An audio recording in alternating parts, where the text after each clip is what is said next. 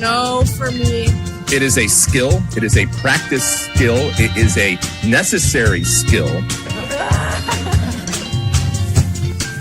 Ooh, great blowjob. The secret to a great blowjob is saliva, saliva, saliva. It's important for us to learn from this because I think we lose because we beat ourselves. You need to swallow it too. I understand the problem here. The people don't understand esophagus is the main player of the game. Try to stay away from it as much as I can. You can start by licking the dip. I didn't understand it, but... Patrick Agyemang to Bambi or a newborn giraffe or what?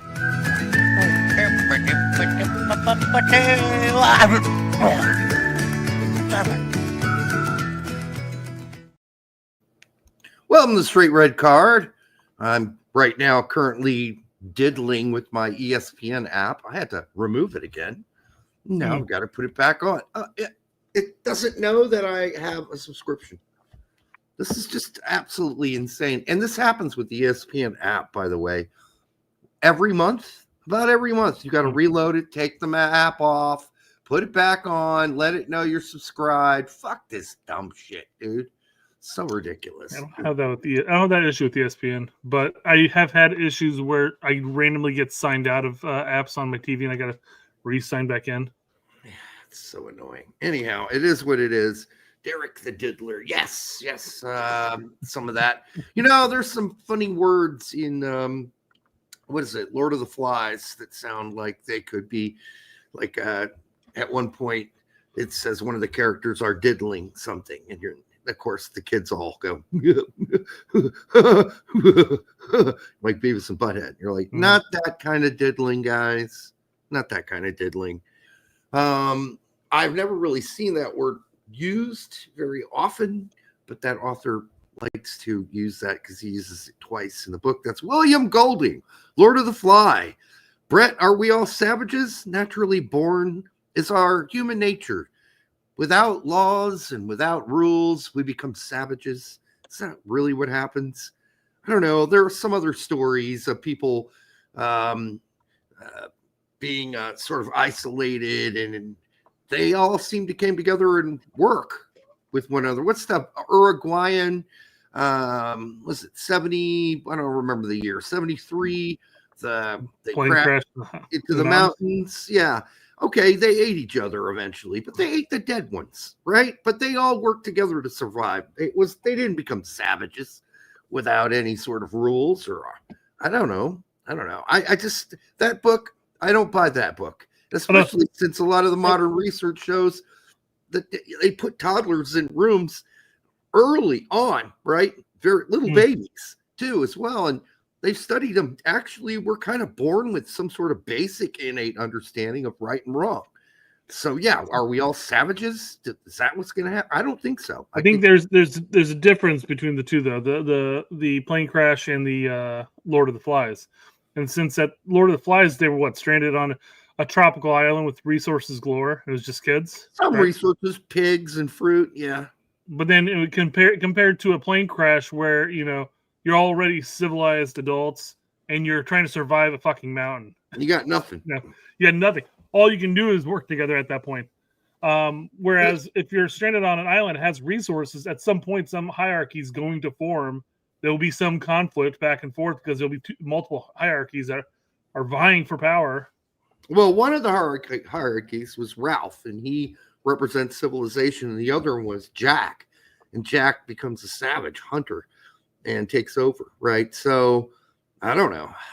It seems to me early on the kids believed that Ralph's the right guy to lead, and then through fear, intimidation, Jack wins out and basically enslaved. And then, of course, they're rescued by a naval officer who's like, "What the hell is going on this island? You guys could have done a better job than this. This is embarrassing." Anyhow, yeah, I mean, listen, you could say, as Tony does here, we're all sinners. We're all imperfect. I just don't know if our natural state is savagery. I don't know if that's true. I don't know. That's all I'm saying. I think naturally we fall into a hierarchy, and there will be some savagery included because there'll be people that have differing ideals, and in that sense, you're either the strongest or the smartest. survive and thrive. Yeah. Okay. Well, I won't get any deeper than that. We finally finished the book. Well, I already read it, obviously, but they hadn't, and I mean, they liked it. They were pretty riveted to find out what was going to happen. So at least it's one of those books that just keeps the kids interested the whole way through. All right. I don't know what you're drinking tonight. I am drinking something really, really expensive, and it is called Grand Cru, and it is from St. Fulian. It's actually ferments in the bottle, continues to, which is really cool. It's super dry, like a champagne, which I freaking love. And alcohol by volume is 9.5%. It's one of my favorites, I have to say. What does it refer to itself as? Well, I can't read that. It's too small. But it's a Belgian, so we'll just go with that. It's really, really tasty. I like it a lot. What are you drinking tonight? Oh, just vodka and diet orange soda. There's nothing wrong with that. I did that for years. Now I'm just stick to a Canada Dry. Oh, I overpoured that. Oh, I'm having a lava thing going here in my beer. Man, I'll tell you, man, over the Turkey Day weekend, you know, we're at my brother-in-law's house and everything, and he's got this fridge full of all sorts of different types of beer and some non-alcoholic beer, which is a cruel trick to put. Yeah. To mix and match them. Like you reach in there, hard cider, God, I'll pass. What is this? Seltzer? No, I'm not looking for seltzer. Non-alcoholic. What the fuck am I looking at here? Why are we drinking that? Find some nice little IPAs in there, some bells, and pop open the first one, and it is just a river of foam coming out of the Oh, no. You know, taken out of context, that could be really bad right there. But well, I just did it to myself. I've got a major lava flow going here. My floor is now wet with beer. Oh, great. What a waste of alcohol, Derek. You fucking genius. All right. Well, we got some things to cover tonight. It's not a whole lot. There's Yanks abroad as well. But we do have at least the potential of what's going to be the draw for the U.S. men's national team. So we'll try to take a go at that and see what we think we could do here. Of course, I mean, even when we do the announcement, which is on Friday, guys, we do the announcement, there's still going to be 5 or 6 teams that'll be listed as playoff winner A, playoff winner B. Yeah. We don't have them all yet. Is Italy officially in or out yet? They have not. No, they're not in. I don't think so. Yeah. Zagasto, I think. No. Zagaista. They're not in pot 4, no. Zagas just says that's alcohol abuse. It is. And I don't do it very often. So we will not be covering the draw live. We'll be covering it soon after, though, right? Monday. Yeah. There's no rush. I mean, it's not going to change anytime soon. So there's there. Derek the Bottler says Untouchables. It happens. I do admit. All right, Brett, what do you got? Where are we starting tonight? A little bit of fluff. We got some fluff going on here. Oh, really? Okay. Okay. So, Derek, you're going on a fishing trip. Yeah. As one does, you know, as male do, you know. And you've got to take one of these 4 people fishing with you. Who do you take? Okay, I'll go through some of these if you don't recognize them. I know who it is. Ace is the one who ran a train on her entire force. Yeah, I'll pass on her. B is the Haktua girl. She had that thing where she tried to take everybody's money for some bullshit. Fake crypto scam. Yep, fake crypto scam. C is that motherfucker in the back is not real in an airplane. No, I'll pass on that. And then Taylor Swift. I'm taking that motherfucker in the back is not real. She's actually good looking. Yep. And if I was with Taylor, I feel like I'd have to put ice picks in my eyes, you know? Just motherfucker. Why? I don't know. I deal with too many Swifties in my life. Oh, okay. Well, I mean, I It's don't nothing know. against Taylor by any means. I mean, but And we are talking a fishing trip, right? yeah. Okay, so not hot sex. Well, you don't know how it turns out. Okay, right. All right. Well, I'm still going with Taylor Swift and or the Hawktua girl. I don't care. At least she knows a good time, right? Certainly. So if I Sometimes could you do the hawk to if I can do some fly fishing while enjoying myself, yeah, sure, why not? Although I'm not much a fishing guy anymore. I did that when I was younger, but I don't know. I mean, I like it, but I don't know. I don't do it anymore. I haven't. They got fished the fishing people now that have crossbows and they're shooting the fish. They reel yeah. them back in. I mean, that sounds like that'd be more fun if you can actually obviously have to see the fish, but Yeah. But have you ever seen people who take a shotgun? Yeah, that's got to be illegal in most places. Well, I would imagine, yeah. It's like throwing dynamite in the lake. Well, it's too easy. I would advise Alex and what am I spacing the other Brit in our group? No. Hugh. Can't think of his first name. I would advise you guys not to partake in the shotgun shooting fish excursion somewhere here in the States. It's gotta be legal somewhere. Mm-hmm. You go up to like Montana, North Dakota, I mean, whatever, they don't care. It's like QG Brection, that guy. But I advise our Brits not to partake in that, because apparently if you pose for a picture with a shotgun here in the States and post it on your social medias, that the UK police apparently come and seize all of his devices, jail him overnight. But he didn't have the shotgun in the UK, did he? No. He was down in Florida, I think, and he had a shotgun shooting. Yeah. Oh, okay. Well, that's weird, but a lot of weird things are happening over there these days. So, but that's the thing, right? Maybe yeah. Maybe he was only jailed overnight because they thought it was in the UK, and they looked in the back of the photo and they saw the alligator that was creeping up behind him and said, that looks just like a UK alligator. Yeah, sure. Yeah. All those UK alligators. Yeah, exactly, right? Mm-hmm. Alex has not seen this story. That is bad. Yeah, it's not good. I mean, it just seems like it's kind of a knee-jerk arrest him kind of thing going on over there right now. After sharing a photo of himself posing with a legally possessed shotgun at a Florida shooting range, a British man was arrested, locked in a cell overnight, interrogated, and lectured that he must understand how posts make people feel. No, that's bullshit.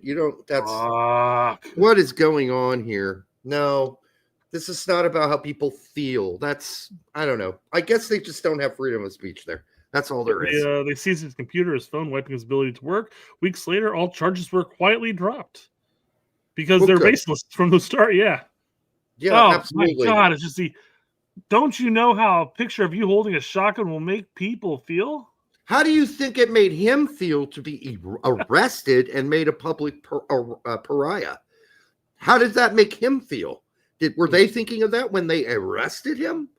I guess they weren't, because he has high blood pressure already. That could have gave him a heart attack. All right.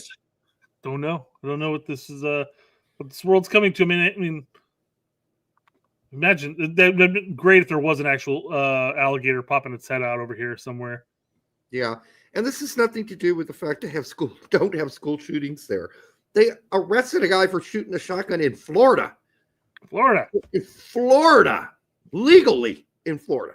All right, tell me what's going on there, because he made some people scared. All right. Well, whatever. There are people in the UK that still have hunting rifles, correct? I mean, they didn't remove all firearms. No, farmers and stuff like that, right? No hunting. I believe the only people who can own guns are the rifle teams that practice for the Olympic sports. I don't know. I guess it all depends. And I know I'm basing this solely off of a movie. I just assume there's some kernel of truth there. But I was looking at a movie like Hot Fuzz, and he's like, I suspect that you have a license for that firearm. He's holding a rifle or a shotgun. I'm not sure which. And he goes, I do for this one. And then he's got like an entire arsenal in his farm and gets them confiscated. Outside of ducks and birds, what can you really hunt in? Farmer got guns. It's a lot of deer, man. Deer are overpopulated in the UK, man. That's why they have no trees there. They keep eating all the young tree saplings. What kind of They deer? hunt foxes. Foxes, I know, with the dogs. Okay. All right. So they still got guns and hunting. All right. Good for them. That's not my big concern. My concern was more over just jailing people for posting stuff that's not really that hurtful. All right. Well, I mean, let's say it is illegal, even though it's not, to post this. Because all they could say to him was, don't you understand how this makes other people feel? They weren't citing it. They weren't citing you're being arrested because of X, Y, and Z. They got arrested, and their reasoning is like, other people might see this and get scared. Maybe. I don't know what that means when they ask him that. I really don't know.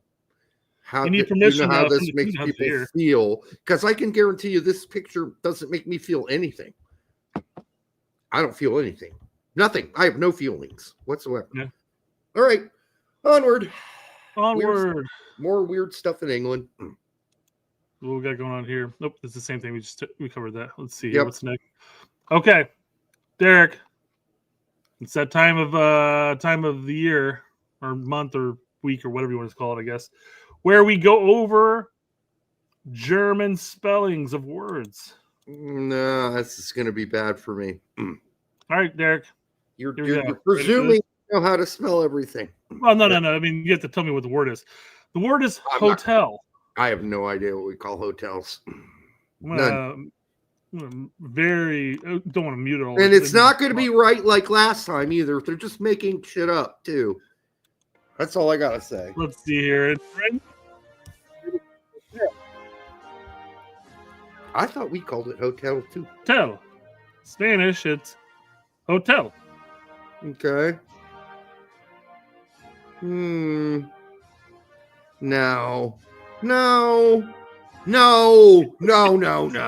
We just say hotel like everybody else. I don't know, Derek. That looks legit German right there, man. I'm just saying. Shit. I'm going to see what Google says. That's bullshit.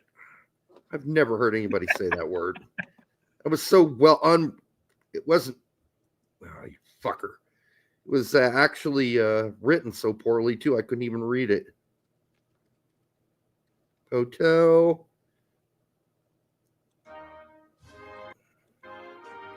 Hotel. I was right. Hotel. The German word for hotel is das Hotel. So I can't read that. Is that BSST? It looks like Betreib something, and I don't know what he's going to write. Betreibstatte. No, we don't say that. We just say hotel.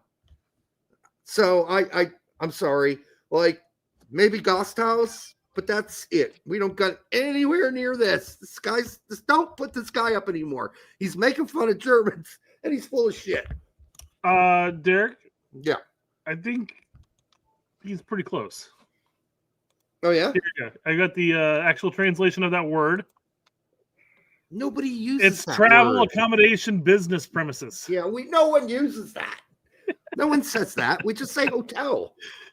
I've never heard anybody, while I was in Germany, although I didn't stay in a hotel, refer to a hotel or a motel or whatever they were, motels, as anything but a hotel. Right? Okay. Just so you can bone up on your German, Derek, I'm going to play the actual audio for it, okay? Gasthaus maybe, but that's it. Hotel. Reiseunterkunft, Betriebsstätte. I got the last part right. Yeah. Reiseunterkunft, Betriebsstätte. Yeah, there you go. Learning German's easy, guys. That Kunft part is kind of questionable. Yeah. All right. I'm sorry, yeah. All right. Hotel, people. That's what we say. Hotel. Yeah, we just learned German right there for you. Mm-hmm. German that no one speaks, but okay. All right. Let's get on to some actual soccer topics here. U.S. has posted their male player of the year and the male youth player of the year. Okay. So here's the male player of the year. Where's Christian Pulisic? He's been injured most of the year. You know what, Derek? I'm okay with him not being listed in Male Player of the Year. He's won it the last 4 or 5 years straight. Let's move on to other people here. I mean, Chris Richards, the only one there that. I mean, Malik Tillman's just getting started at Bayer Leverkusen, and he just kind of got started with the U.S. men's national team. So, I mean, obviously, I'm not even going to worry about Matt Freese's stint or his time at New York City FC. No way. No. I'm looking at the fact that he has come out of the blue and has secured the number 1 spot for the U.S. men's national team. That's why he's on the list. No, that's not good enough. He hasn't done anything that spectacular. Alex, I don't disagree. At least Tillman's playing a lot on a big team in Germany since he's been healthy. Alex Freeman's obviously had a pretty solid year under Poch from Gold Cup on. He's stepping up. It feels like his game's improving every window. Where's Balogun? Wasn't he injured most of the early calendar this year? Does it really matter? I don't know. I'm just looking at the whole year as a picture, I don't know. Now, Max Arson's had a good year with Columbus Crew. And he's had a pretty good introduction to the U.S. men's national team as well. I guess. It's not been bad. It's just that I don't know. None of this blows my dick off except for Chris Richards and Mike Tillman. What about Big Pat? Big Pat is doing what we said he would do. Score goals in the championship and contribute and start. Speaking of Big Pat, they've got a song for him over in the UK already. Yeah, I know about his dick. Oh, yep, it's one over, I think. Here we go. Yeah, I don't know what tune this goes with. He played for Charlotte in the MLS. He's come to Derby to play for Genesis. He's 6 foot long. He's got a massive wang. His name is Patrick Mongy Mong. Aggie Mong. Mang. Aggie Mang. Mang. Yeah, there we go. Yeah, it has to be Mang. Yeah, Mang.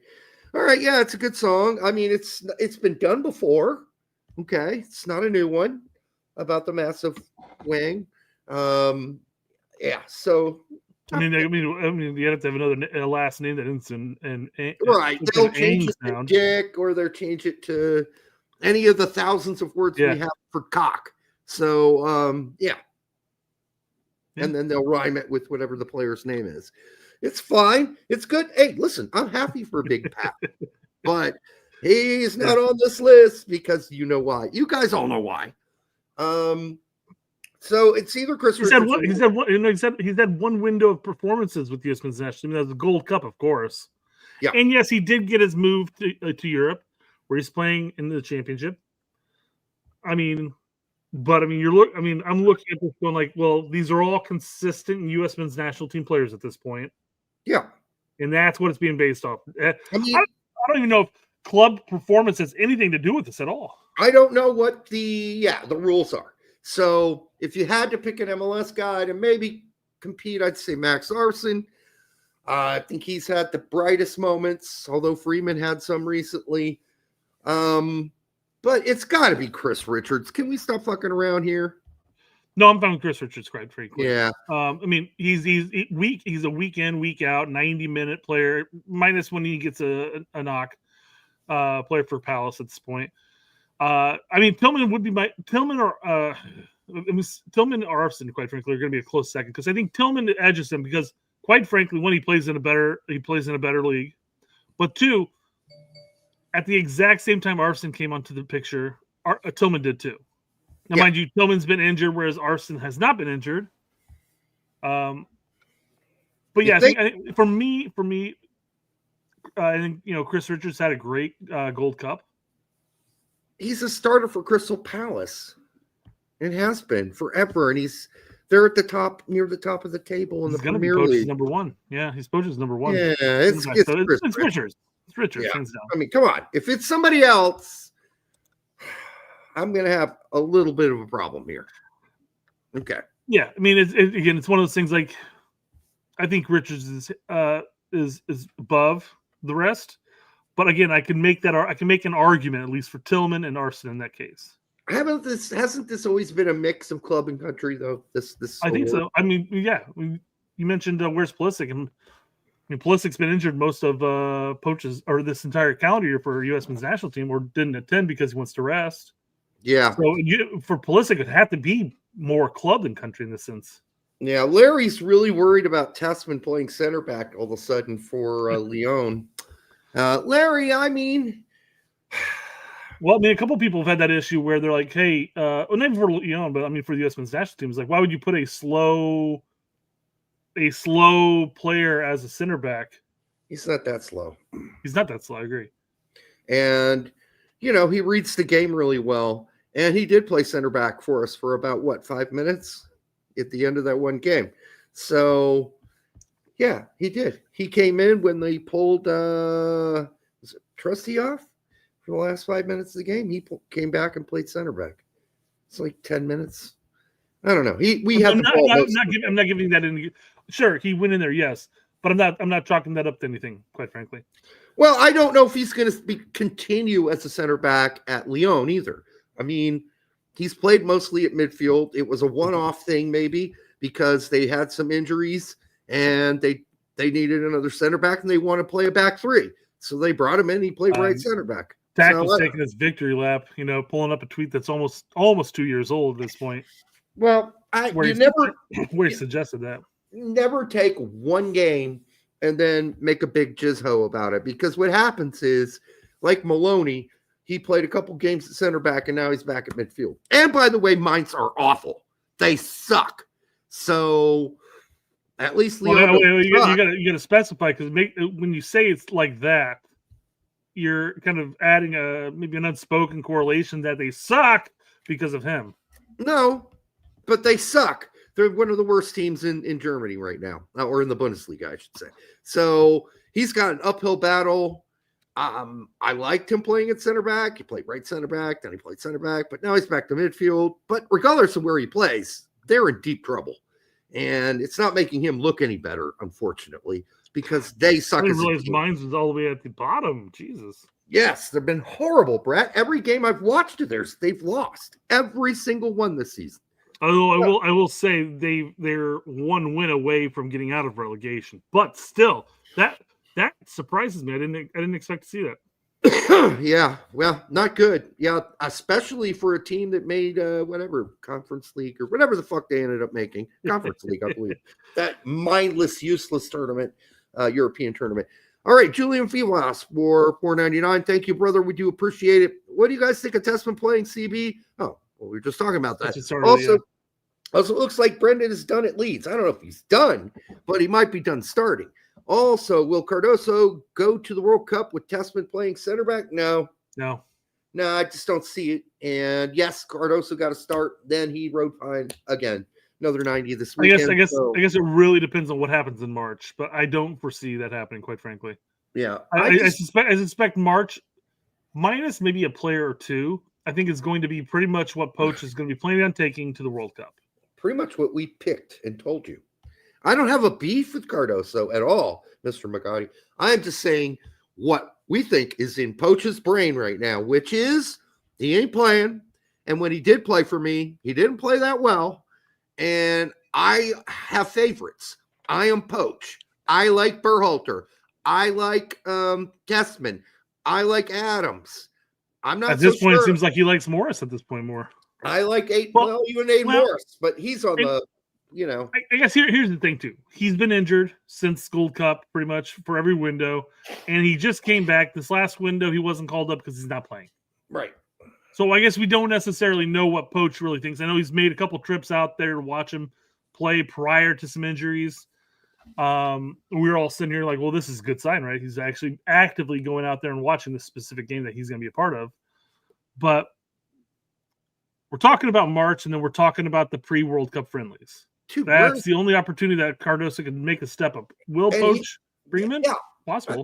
Maybe, but he's going to have to kick some ass to get a look again, because it seems to me Poch has favorites. He has picked his favorites, and I just think that it'd be one thing if he picked his favorites and they weren't playing well, but right now he's picked his favorites, and we are playing well against the opponents that are presented to us, and they've been top 40 teams. So, I mean, Does Poch go out on a limb and give a guy another shot, or does he just give his guys a window where they can all gel and form a cohesive unit? Who's he getting rid of to do that?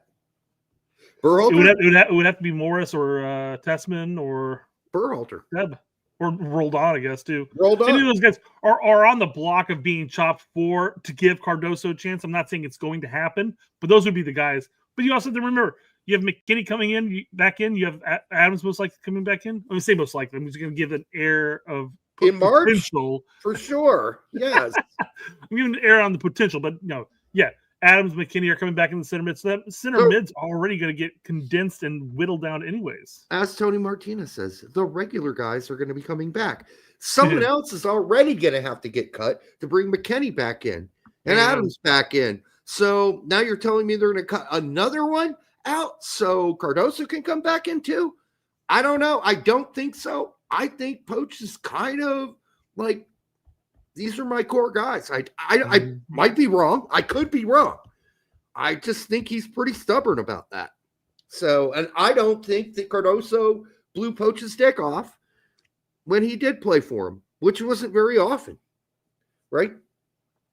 One bad performance too, and he was out. So, I will go back and it looks like Brennan has done it at Leeds, and you said, well, maybe not done it, maybe done as a starter, but that kind of goes back against.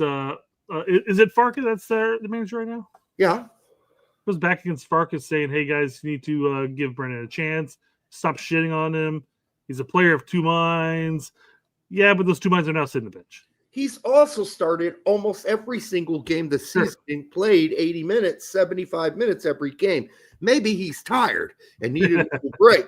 I mean, as much as Farker values him, I don't see this being the end for Brendan Aronson. I think he'll be back in. No, he'll be back. He'll start. He'll continue to not do anything in the final third. All right, there you go. Yeah. All right. Yeah, we got that list done. Let's move on to the young players, which I don't know how much we're really going to chime in on here. Yeah, I mean, it's hard to say. If you had to pick one, Josh Winder's been injured or not played for Benfica.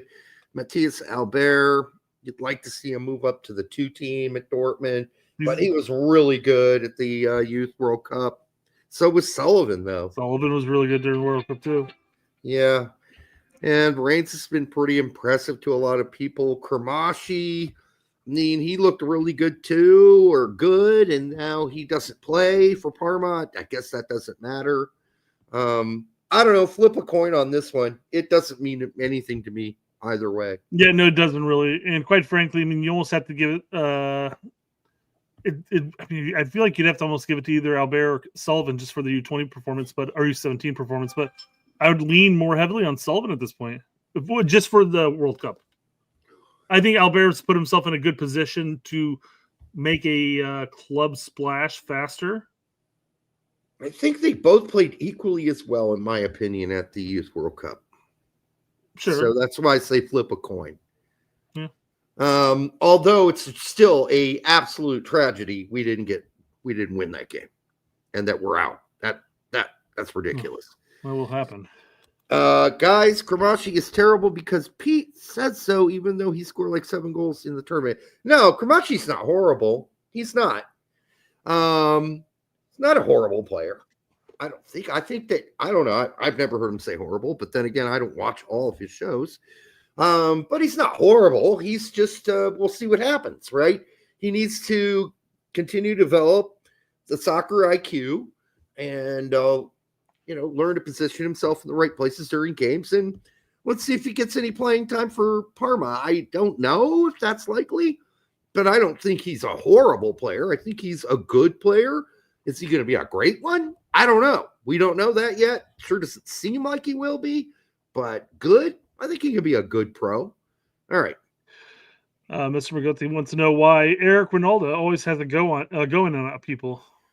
Well, Eric doesn't get along with a lot of people. Okay, so this kind of goes both ways, though, because some people will look at what Eric says and they'll be like, oh, that's that's crazy talk, and he's a clown. Some people said stuff like that, Well, or Seb maybe said he has a history with other people having played with him for decades, or whatever, or just some interactions at some point. Stuff people get rubbed the wrong way, whether it's them getting rubbed the wrong way or it's him getting rubbed the wrong way. But he's a very outspoken guy, and that's cool. I'm fine with it. No, I'm fine with him being outspoken, but He hasn't called us out. He hasn't called us out. I mean, we've been on our show a couple times. Yeah. Why would he do that? I'm just saying, there's pretty obvious reasons when you look at the conflict between him and Herc, him and Seb, him and Landon Donovan. Like, there's history there. So there's history of disagreement. I love his interactions with Lawless back and forth. Lawless kind of just does we'll agree, buddy. We'll agree and disagree here. Right. I agree that that's a good way to handle it.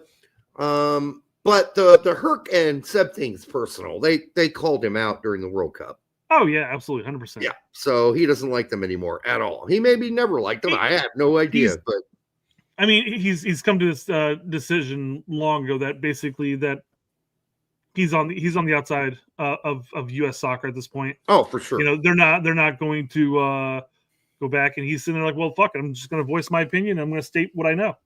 But on that whole scheme of thing, he should also understand that, like, as far as darlings of U.S. soccer, that is not Herc and Seb. They have more in common than they have not in common. And same thing goes for Landon Donovan is no darling of U.S. soccer. He's just not. He's never been inside that game. And much for some of the same reasons that he's pretty opinionated too. And he's got some reasons to not be happy with U.S. soccer over the years. So there's that. So anyhow, they got a lot in common too. So I don't know. It seems kind of silly to be that pissy about it, but all right, it makes for good soccer conversations. Well, I mean, the Seb and Herc thing, I'll just start with an insult, and then it just carried on from there. Yeah, I'm sure if they sat down, they could hash things out. But I mean, I guess Derek's point and this point was like, why would I even bother? Yeah. What does he benefit basically from mending fences in that sense? I mean, not much. Not much. I mean, it doesn't benefit us to mend fences with people we've crossed paths with, but we do it anyhow because I don't necessarily need that to be like the way we operate. Why? I don't hate any of these dudes. I find some of their opinions off and wrong and horrible. In the comparison to say like the Seven Herc versus Wynalda, we would be the Seven Herc at this point because we usually draw first blood. Yeah, I guess. Well, so it's the mending of fences is really us saying, hey, we don't have anything personal against you or anything like that, but we're vulgar, salty, speaking sailor type of people. We just say shit. Yeah, that's true. Lawless didn't have any problem getting over it, and Wynalda didn't have any problem getting over it. Anybody does in the end if you sit down with him. If you sit down with the guy, if you sit down and talk people. Most people don't have a problem and they get over it. So yeah, I just want to be clear that Eric's that was a long ago thing. So you would think it wouldn't be very hard to get over, right? So Brett, you know what I'm talking about with the Eric Wynalda story and why there could have been some tension between us still. So back when we used to have a comedy show with a dog in it, yes, who said some pretty, outlandish things. Yeah, things about his ex-wife. So he did not like that at the time. And anyhow, we've mended fences, so we're all moving on. And then, Colin says, my clothes are going out of style. Just hold on to them for another 10 years. They'll be back in style. Yeah, well, if you can still, I can't fit in any of the shit I wore 10 years ago, so good luck to you on that, Colin. My wife actually is wearing my back-to-back regional finals sweatshirt from high school. Yeah. All my I've got like maybe a dozen t-shirts and sweatshirts from high school. I certainly can't do right now. But I mean, it makes good apparel for her, and it's a good motivation for me to get back into shape. Right? I've been saying that for years. Colin said, "Should we do a 24-hour fast?" Fuck yeah! Go ahead, Brett. You do it. I'm not doing it. I can't do it. I've done it before. My blood sugar will go through the roof, and I'll fucking out. You have that issue. Yep. No. All right. Yeah. It all depends on when you start it. All right. For the 148 of you here, make sure you like, subscribe, share it with your grandma. We do appreciate joining us on this rather eventless Monday. We are the event, I hope. Or at least we all are together. When I say we, all of us hanging out together. All right. We got some potential possible World Cup leaks. I think they're okay. I mean, that's the whole thing. When you just display the shirt and you don't give us the pants, I don't know. I think it's important. Like the pants and the socks. I need to know what goes along with this white shirt. It's not horrible on its own, but it's what you pair it with, right? Well, there's going to be a red something involved in there. I mean, it's not the shorts aren't going to be red. No, they won't be. Actually, you can kind of see it to an extent. It's going to be the navy blue pants, which matches the shirt. It's so not would bad. Would the socks be white, or would the socks be red, or blue, or blue? I guess you don't necessarily need a red aspect of it all. A red sock would be badass, frankly. Yeah, fuck it. Come on, that'd be great. Let's stand the fuck out. We never do that. We haven't done that since what, 94? It's been a long time since we've done like it's been a long damn time since we were Red Sox. We need to do it again. All right. So I guess looking at the two, it's I don't know if I really like the faded things in the background of the white shirt.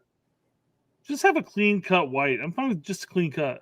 I can't even see anything faded on that one. The other one I can clearly see, and I just don't know what the point of all that shit is, but okay. Just can't have a clean blue shirt.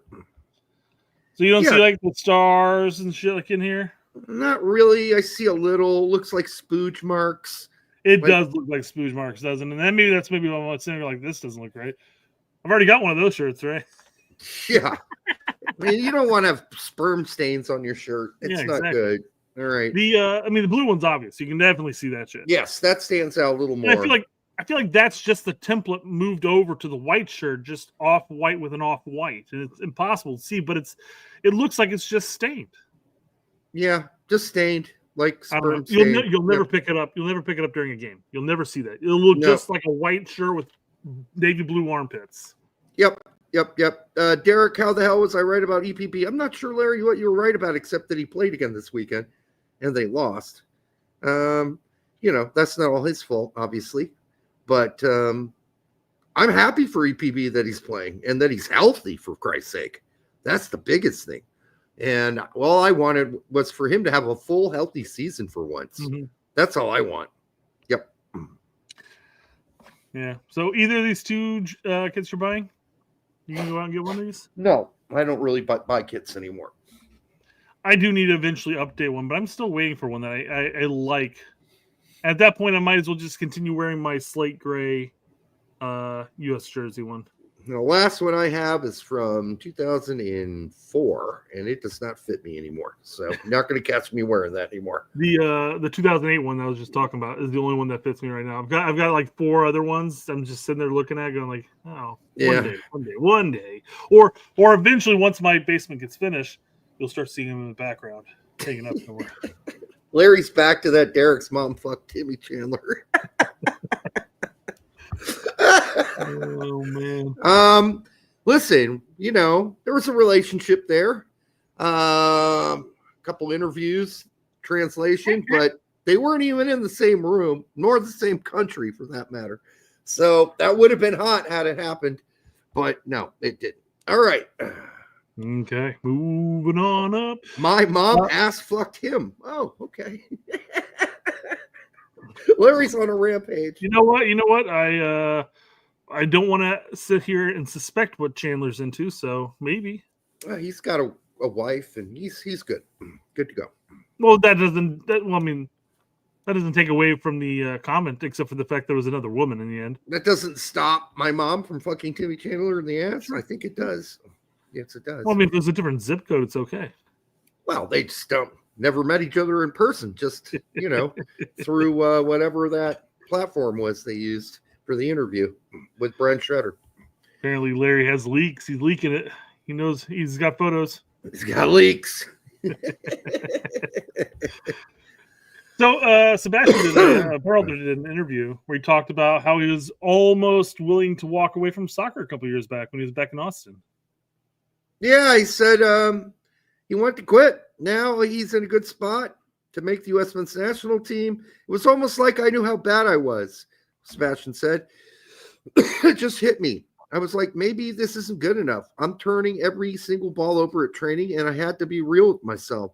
My pops had a huge impact on that and being real with me. He said, look, you need to get a lot better. He was right. And he had a lot of hard talks with me. Gross. It was right after the game against San Jose. I called him and said, hey, I might have to quit here. This isn't even fun. I'm not having fun. I thought I loved this, and I don't think I love this. He's like, keep working. Whatever you want to do, no problem. Keep working hard and see where it ends you. But ends him. Oh, that's horrible. Ends you. Yeah. But if you want to stop playing, no problem. And I told him, okay. From then on, it was like finding processes and finding routines and kind of doing the most, like writing down my whole day, every minute of what I'm going to do. Well, that sounds a little neurotic. Well, he kept a journal. Okay, cool. And reading books. And talking to people and just gathering resources and creating like a team around me. Imaginary team or a real team? Now that support system is the reason why I'm here today, it's because I have reached out to so many people. Honestly, I feel like a lot of sports players go through similar things where they have a moment where they're not that good, and then all of a sudden it's how do I get better and how do I adapt? Maybe Conrad De La Fuente needs to call him. Come on, Sebastian, reach out to your fellow teammate here. Yeah, so I don't think it's super uncommon. It's not. I think mine was a little more extreme because I wasn't even a player yet. I didn't even have pressure on me, or I wasn't even good enough yet. So that's called a late bloomer, by the way. So that moment has been the biggest moment of my career so far, and it led me to where I am today. God damn, did he have to say so much? Sheesh. All right. Well, ultimately, it was a loan spell to Austin, wasn't it? Or was he actually sold from Columbus to Austin? I don't remember. I don't. But I mean, obviously, his change of scenery is what really helped him out. Yeah. Maybe things just weren't meshing at Austin, and he ended up going to Vancouver, and now, bam. Yeah. He's potentially going to a World Cup of 2026. So here's the thing. I just tried to do nose drops. I grabbed one. Empty. Fucker. Grabbed another one. Empty. Fucker. Found one, finally. All right, I'm good. I'm good to go now, Brett. I barely could breathe through my nose during reading that. So, woo! I got through it, though. Okay. Oh, that's good. That's good. All right. Let me see what we got up next on the docket here. Oh, yes. This is a thing. Hey, guess what? What? Another money grab is coming through the United States in 2028, most likely. Okay. And it is CONCACAF and CONMEBOL are reportedly in talks to have the money-stealing 2028 Copa America to be held in the United States. It would be the third time the U.S. has hosted this money-grabbing event in 12 years. Huh.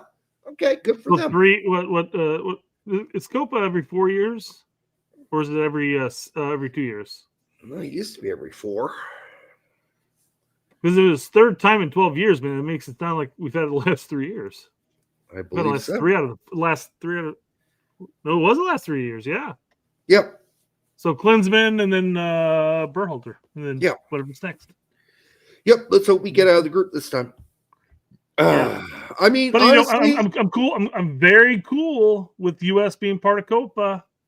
But I mean, the fact that we're hosting in the United States all the time just makes it sound like another Gold Cup thing, where it's like, hey, we can look all the money we need from the US. Right.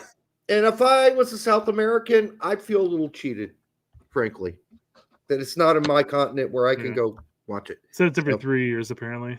Okay, 3. That's weird. My thing would be, but then again, what they're thinking is, no, there are plenty of South Americans who are rich enough to come travel and come to the United States and buy tickets to watch their team. And then there are plenty of Brazilian Americans and Argentinian, Colombian Americans. So we'll fill the seats either way with travelers and or people that live here. So we're going to make money, and we're not worried about you being upset that it's not in South America. But still, as a South American, I'm like, okay, so the championship for South America with a few CONMEBOL invites is going to be played in the United States from here until eternity. I guess so. It seems like any tournament that might include the United States, people, the people who are hosting the tournament, or not hosting, but who run the tournament, are sitting there going like, they got the infrastructure, nice. They got the abundance of people from various different countries, nice, and they got money, nice. Yeah. All right. It sounds like, it's just like I would feel like it'd be like us like bringing Qatar or Saudi Arabia to the Gold Cup and us deciding to host it over there. Yeah, either way, I can't waste a whole lot of emotional energy in this because in the end, I guess I just don't care enough. It's like I might depending where the games are held at and everything, like, I might go to the USA game, but whatever, it is what it is. But I'm just saying, the only reason why they're in talks of having it here in the United States again is because of the money. It's all money, yeah.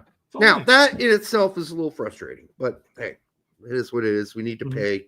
We need to pay Pochettino's bills.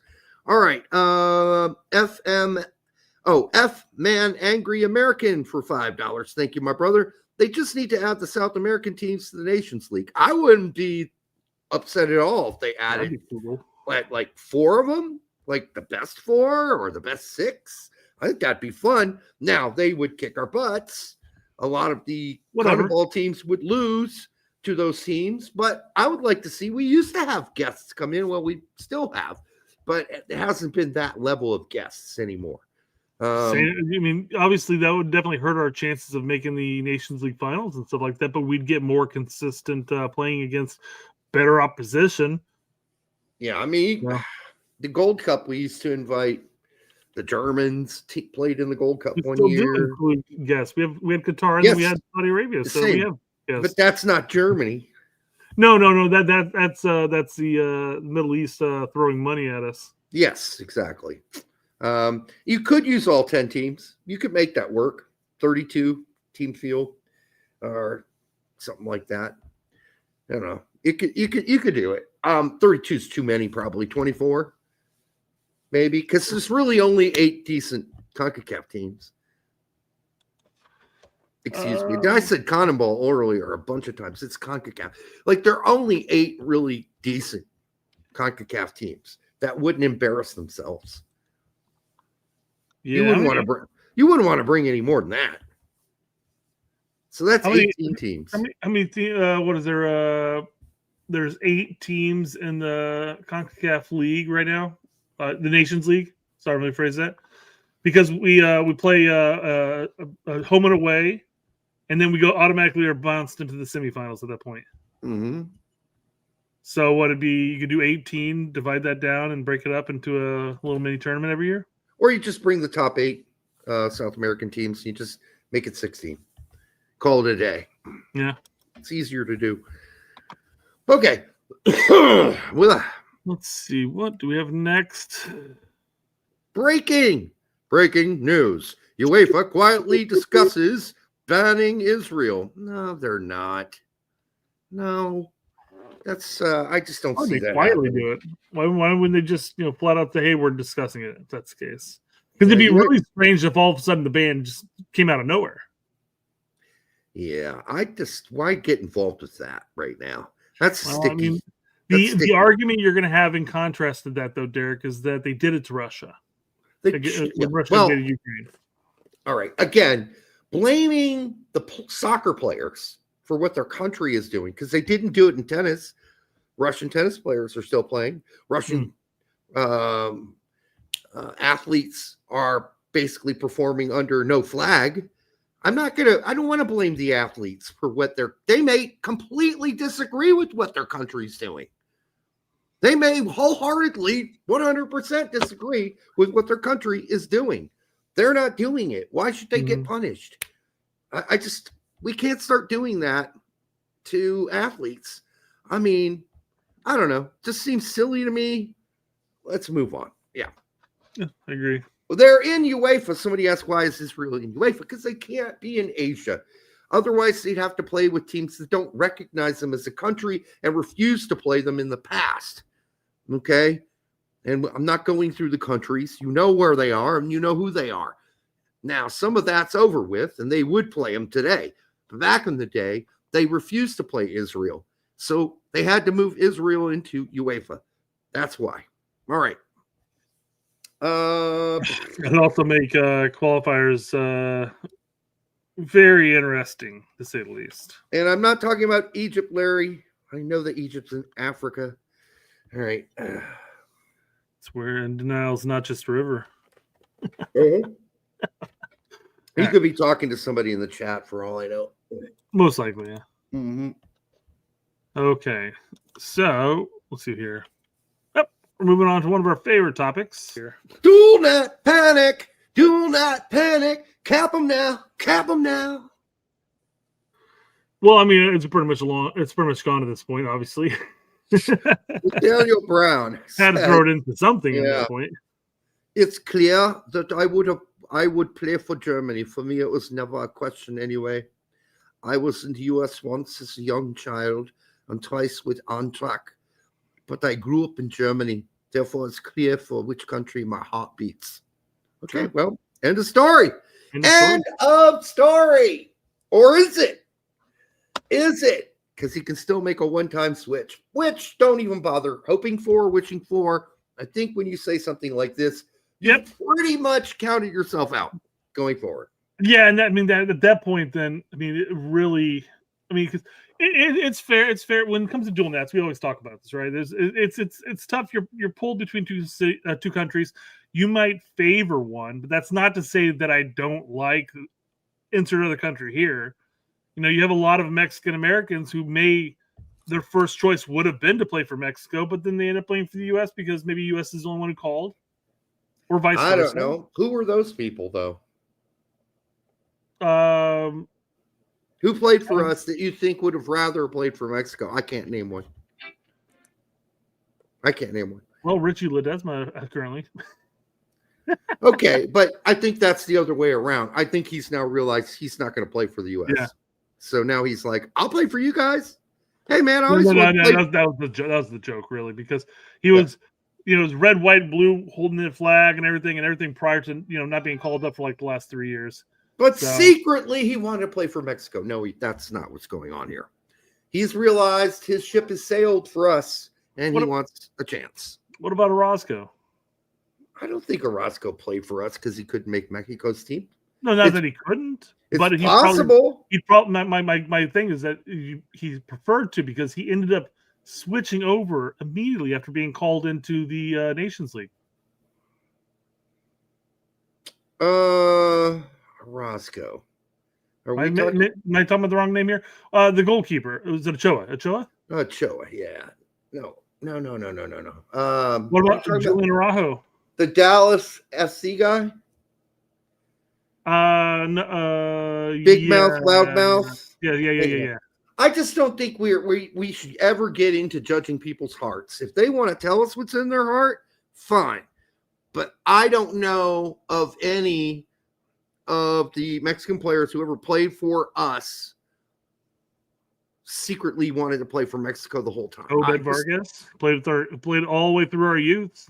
Again, I think it's also a question of he doesn't see a possibility of playing for the U.S. men's national team going forward at all. It's crazy talk being 17 and making that decision then. Yeah, but think about this. Look at our midfield. It's not exactly like it's made up of a bunch of 30-year-olds. That's the problem. So you got 1-2 more World Cups, this one and the next one, you're probably not going to make, but you might have a better chance, and Mexico could be. But I don't know. But I think, yes, I don't want to get in people's hearts. Are some of them making this decision because it just makes more logical sense? Yes, I think that's true. Had Obed Vargas been a part of the U.S. men's national team all the way through qualifying here and all that, had been getting called up, would he have this issue? No, I don't think so. I think what happens is you look at the team and go, listen, I love America, but I also love Mexico. And I play for either one of them. And right now I got no chance of playing the U.S. men's national team, so I'm going to commit to the Mexican team. There's nothing, it happens. And you can love two countries at the same time. It's possible. You can love two women at the same time. That's a dangerous game you're playing there, Derek. Now, it's not normal. Obviously, my brother's born in Germany. He loves America way more than Germany.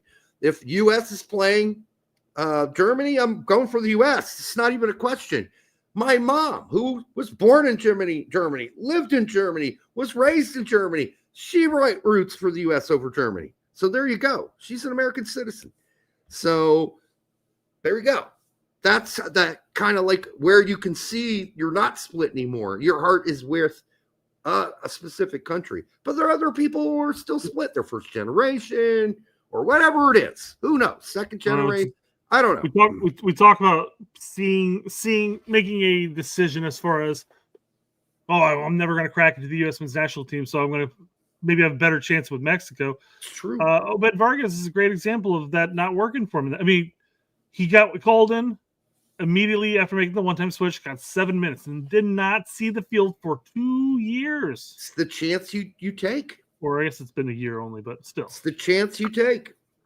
Right? But I'm like, my point would be is, man, you make that one-time switch on a prayer and a hope when you had a prayer and a hope for the team you were originally with. Yeah. So if you're smart and you're young, there's no reason to make that one-time switch, right? You wait it out. Maybe you will make it to Europe, playing a big team, and now you get to play where you want to play. Shit, we're seeing it now with the U.S. You don't even need to be in Europe. Just fucking ball out in MLS, and you get a call. Then ball out in the U.S., and maybe you'll impress the coach and move on from that point. Every time I see one of these 18-year-olds or 19-year-olds or even 20-year-olds make this decision right now, I think, well, that's stupid. That's really stupid. Either because they took it personally, they weren't called up, which could be your guy, Gutierrez. He could do that. He seems a little miffed by it.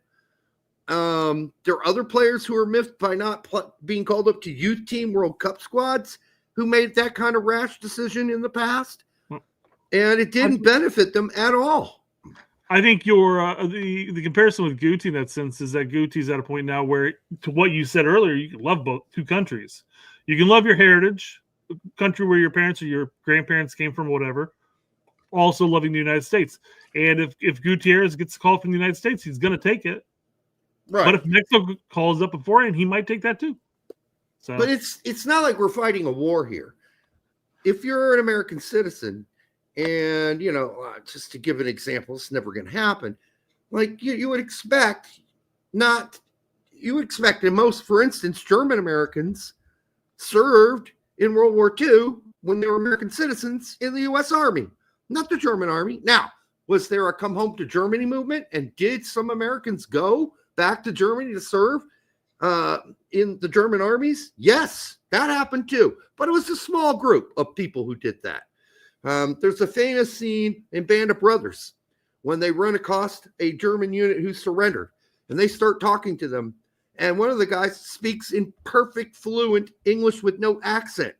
They're like, dude, what are you doing fighting with the Germans? He's like, my whole family moved back to Germany, 4 years ago when Hitler called for German families to return. I was born in Portland, Oregon. Born and raised in Portland, Oregon. I went with my family because I was only 16 at the time, 15 years old. Then when the war started, I was eligible to be drafted, and I was drafted. And so here I am. I'm basically born in Portland, Oregon, and I'm fighting on the German side.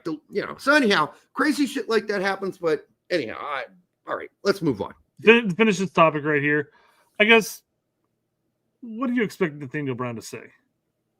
It's a country he was born and raised, and he spent his entire life there. Of course, his number one probably would have been Germany at that point, but that doesn't distract. It doesn't take away from the fact that he could have easily have played for the United States and been, put his heart into it and everything. And Left it all on the field. And this is to a German outlet. Yeah. So of course this is what he's going to say. Yeah. Yeah. I mean, it is what it is at this point. So, best of luck to Nathaniel Brown. But at this point, I don't care enough to follow anymore. Same thing I said to Rossi. Same thing I said to Spodek. All that shit. Bye-bye. It is what it is. We move on. Good luck. Hey, I'll root for you when the Americans, if they are ever out of the World Cup. Of course, I'm rooting for Germany too, right? I'm rooting for the United States and Germany. But if they meet, I'm rooting for the U.S. Period. Derek, we need a Landon Donovan photo of you where you say my second team is Germany. I'm saying it right now. My second team is Germany. There you go. I mean, obviously that hits less than saying my second team is Mexico. Right. They're not rivals. Since Donovan's heritage is what? American and Canadian? Yes, that hurts the Canadians, I guess. I know, right? Canadians are like, well, what are we, fucking chopped liver over here?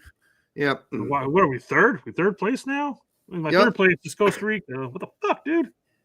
Hey, honeymoon there. Larry's saying deport Eric. Just so you know, Larry, my brother was born in Germany. I was born in Fort Knox, Kentucky. So you can't deport me. All right. Can't deport anyone. You're an American citizen regardless. Not in the vault. There was an army base there. It was the U.S. Armor Center. My dad is a tanker, or was a tanker, for the U.S. Army, a colonel in the United States Army. All right. Transfer news, transfer news. Who's getting mounted on transfer news? Who's getting ogled on transfer news? Transfer news. Everyone loves that transfer news, but me. Whatever. All right. Florian Pletten. That's not his full name. Plettenberg. 19-year-old Cole Campbell wants to leave Borussia Dortmund in the winter. He sees no pathway for himself and has formally submitted his wish to the move in the winter window. Several teams are interested, including Club Bruges, Anderlecht, Michelin, Elversberg. Really? Is there anything else? Oh, I'm just talking about the team. Well, I've never heard of what Elversberg is. So I have no idea where that is. It's a big pile of poo. Michelin has been traditionally pretty good in Scandinavia, but I mean, seriously, that's really starting to tap bottom barrel. At least you get Club Bruges is traditionally one of the biggest teams in Belgium. So is Anderlecht. But if we're dropping down to Michelin and Elversberg, come on. Whoa, what are we doing here? Listen, I watched Cole Campbell's youth performances this weekend, highlights of him playing, and man, you can tell he's pissed. He's playing for the Dortmund U20s, I think it was. He got the ball, but refused to pass to anybody. He just tried to dribble through the whole fucking other team. Yeah. So, yeah, that's what I watched. Yeah. So you can tell he's angry and upset, but after his performance at the Youth World Cup, I think a lot of people are going to say he sucks. He doesn't suck, people. He did what some players do when they're supposed to be the best player on the team. You're going to go back on the Zenday Haas Gold Cup. Zenday Haas did it for us at the Gold Cup. You cannot pretend that just because you think you play for Dortmund, the big boy Dortmund team, that you got to make all, these runs on your own. And he did. And he dribbled into trouble and he made himself look like a dumbass because he lost the ball so many times instead of passing it, instead of playing with his team. So I guess he wants to leave. They should have let him go the other time because, by the way, his worth is just going down. Okay. And you're playing Freiburg. It's like what a horrible team. That's a horrible youth team. They should have won that game 8-0. If they didn't, I don't remember what the score was, but they're horrible compared to the Dortmund youth team. So anyhow, he is still a strong dribbler. He's not horrible, people, but I think if you ask me who's better, Cole Campbell or De La Fuente, I'd say right now, Cole Campbell has still a potentially better career ahead of him than Conrad De La Fuente, who, by the way, played a whole 13 minutes this weekend for second division Quito, whatever it is in Spain. All right. So he's playing with the second team over in the Regional Liga West. Yes. Yes. Yep. And he's pissed about it. You can tell by the way he played. He played like he did with the U.S. This is not somebody who's learned from his errors from the U.S. youth squad. Now he's with the 2 team and he's still pissed, and he's still playing like he's got to be, Superman for the team. Like he's got something to prove. It's almost like I hate to make the comparison, but it's like the Julian Green comparison where, he went down for what? Was it Hamburg or whatever? Stuttgart? Was it Stuttgart? I believe so, yeah. The argument was that he thought, I'm from fucking Bayern Munich, Yeah. I'm better than this shit, and I don't need to run. I'm a CAM. I don't run and play defense. Yeah. Yeah. But this is the opposite of that. Like Cole Campbell's busting his balls. He's running all over the field. He's getting the ball, and he's immediately running with it and not passing it to anybody or lifting his head. Just trying to dribble through the whole team. But I mean, that hurts too, though. I mean, yes, you're it does. Putting in the effort, of course, but if you're not actually making the right decisions, it's not going to benefit you trying to get any interest moving forward. You want to play with a chip on your shoulder, but you don't want to play angry. Yeah. Unless you're John McEnroe. That worked for him somehow. I don't know how, but it did for him. I could never play angry. Chip, yes. I could play with a chip when I was the underdog, but not angry. I could never play anything well angry. All right. Anthony Robinson's injury situation. Progress with his rehabilitation during the most recent international break has meant Robinson could be ready to play again in 3 or 4 weeks. During the November window, Robinson worked with a specialist, former Liverpool head of physiotherapist Andy Renshaw, to build strength in his right quad muscle in order to alleviate the pain in his knee. Oh, my God. This is worse than we thought. Along with his close supervision and support of Fulham's medical team, a corner has been turned. Yeah, okay. Robinson is now said corner. I was like, wait a almost, second. yeah. Corner. Robinson's now said to be pain-free. I'll believe it when I see it. And there is hope he might even be available for Fulham's Carabao Cup quarterfinal match against Newcastle on December 17th and the club's fixtures over the Christmas and New Year period. Jedi is feeling more upbeat about his recovery than he has in a long time, and the fresh timeline also gives him every chance of being fit, part of the U.S. men's national team plan, March friendlies against Belgium and Portugal in Atlanta. I hope that is true. So that's one way to solve the problem, is that he was overcompensating, and that's when you start fucking up other things, the quad in particular, right? Yeah, well, he to rebuild strength in his right quad muscle in order to alleviate the pain in his knee.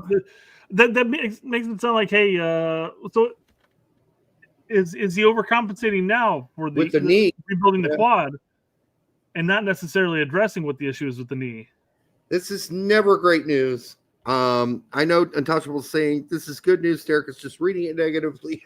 I hope so, man. I've read some weird things about and heard some weird things about the recovery going on. So I'm just saying, if I were hearing positive things, that would be different. This sounds like a lot of bloviation to me. I like a lot of unnecessary positivity where, like, he's saying the pain is gone. Okay, I'm glad that's the case, but I mean, 3 or 4 weeks seems a bit of a rush, quite frankly. If you're just, I mean, maybe it's not. Maybe they've been working on it, and 3 or 4 weeks is just a projected time frame. I hope they don't rush it by any means.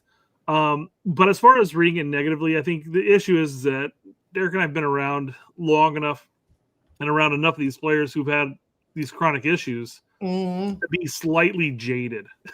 Yeah, we're a little jaded at this point. Yes. I hope it's 3 or 4 weeks, but I'm not holding my breath. We'll see what happens. Type of thing. I will believe it when we see it. If he's not feeling any pain, why are we waiting 3 to 4 weeks? Because it's still not fixed. So now he's pain-free. then okay, he's pain free. Should be playing then. But there's more to it than they're saying, is what I am saying. There's more shit that, like, they were talking about going back in and rescoping this thing, because so anyhow, I'm just telling you, I'll believe it when I see it. When you tell me a player is pain free and that he's ready to come back in 3 weeks, well, what's the problem? Fitness? Because I mean, he could play 10 minutes if he's pain free. Put him in for 10 minutes. But no, he's probably not going to even be on the squad for a month more. So there we go. Okay. Could be muscle atrophy. Obviously, if you don't use the muscle, it goes away. It starts to atrophy. So yes, could be a problem, right? But we need him in March. We do need him.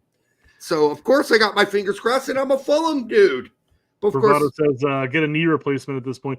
Has there been anybody that's played professional soccer with a knee replacement? No. No, you can't get a whole knee replacement. So yeah, I'm hoping he gets better. Of course, Fulham won this weekend without him. So, that's good for me. But I'd rather be watching him play every weekend. Klinsmann had a fantastic game against for Cesena. That was in my report too, where he saved a penalty and got an assist for a winner. Afterwards, he was asked by Italian media about the World Cup dreams. And he said, to go to the World Cup, that's the goal of any player. Kind of like it was for Landon Donovan when I laughed at him on Twitter when he didn't make the team. But right now, it's my best chances in my career. So that's in the back of my head sometimes. But at the end of the day, I can't really think about that. I have a team to help, and we need to play well for that to even be an option. So it's taking it game by game and not thinking too far ahead of the future. If it happens, it happens, and I'll be really happy. Like I said, it's very much a goal. He also said he enjoys playing out from the back and having the ball. That's just one thing Klinsmann is very good at.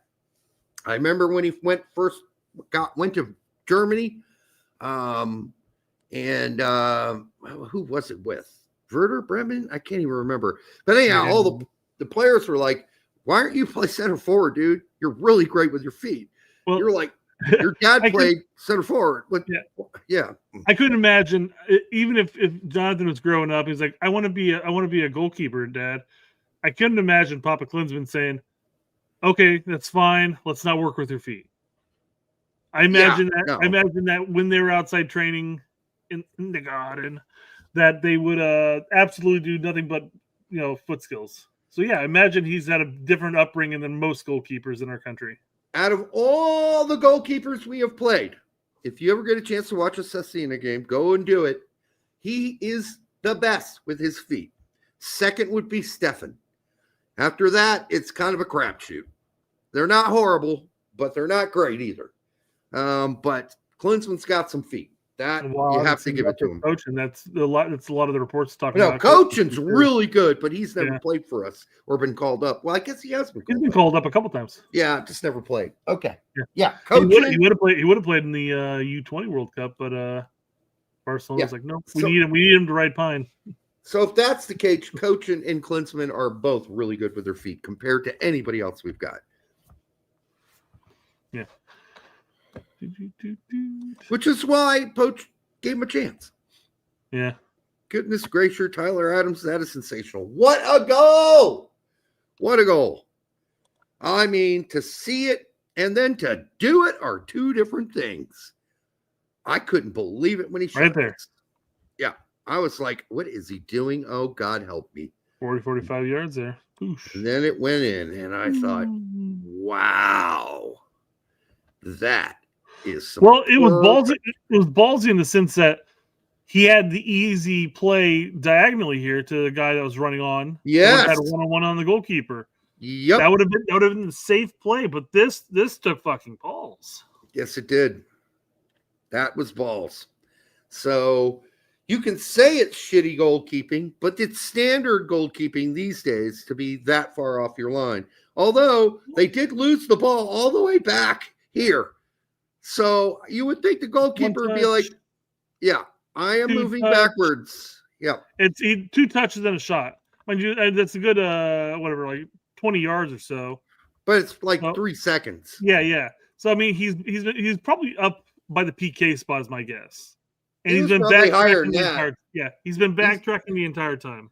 He's been high. I'd say he's out of the box completely. He's that high up the field. That's very possible. Yeah. Yeah, he had a long way to run backwards, which is common these days. That's why we see so many more of these shots nowadays. Way more. Anyhow, good for Tyler. I was thrilled when it happened. Oh yeah, absolutely gorgeous. Keeper wasn't in a hurry because it was Adams. Maybe. All right, for the 190 of you here, make sure you like, subscribe, share it with your grandma. Glad to have you here tonight. I'm just moving through things here real quick. Okay. Let's see here. Do we got delays coming tomorrow morning, Brett? We got snow coming? I mean, it was snowing earlier. Let's see. It says heavy snow right now. Snow to stop. Okay. Well, I don't see any, but it says on my computer that it's snowing. It is 27 fucking degrees. That is cold as shit. Yeah. I mean, for early December, this is really cold. Yeah. For at least here in Indy, yeah. Yeah. And having 2 snowstorms that have hit us so far. Yeah. That's unheard of in Indy. This early? I remember growing up as a child, and the lake behind my parents' house, which is a lake. It's basically a retention pond that bleeds into Geist. Mm-hmm. But I remember that retention pond being frozen over every year consistently, that we could go out onto the ice and not be concerned. And I don't think I recall it freezing up outside of a spell or two over the last decade. I'm just like, man, what happened to all this? What happened to all the snow? We used to get snow too. Yeah. Yep. We used to, but not for like a decade or more. So it's nice. Brett Lakeside home growing up? No, not really. That's it was much me. more of a wood. It was much more of a wooded, just a wooded lot with a retention pond. I mean, you probably fit like 1.5 soccer fields in that retention pond, maybe 2. That's good enough. You know what? In Indiana, they call that a lake all the time. It's called Shadow Lake, is what it's called. Yeah, exactly. Like in Indiana, any small body of water is just called a lake. They don't use pond for whatever reason, like we did out east. But anyhow, I said that's me. I'm incorrect. I never lived with my parents when they lived on Morris Lake. I had already gone off to college, so I never lived there. Oh, I thought you were like 18. I thought you finished like whatever your high school year at Noblesville. No. I graduated, and we were on Fort Benjamin Harrison. I graduated from Lawrence Central, so I never got to live there. I went off to IU, so there you go. Okay. There was a summer before I went off to IU that I lived there. I lived there, but I never was there. I was over with my girlfriend at her place in Broad Ripple, like 99% of the time. So obviously I know Fort Ben is like literally down the street from Lawrence Central, which makes sense why you would have gone to Lawrence Central. Yes. However, I will say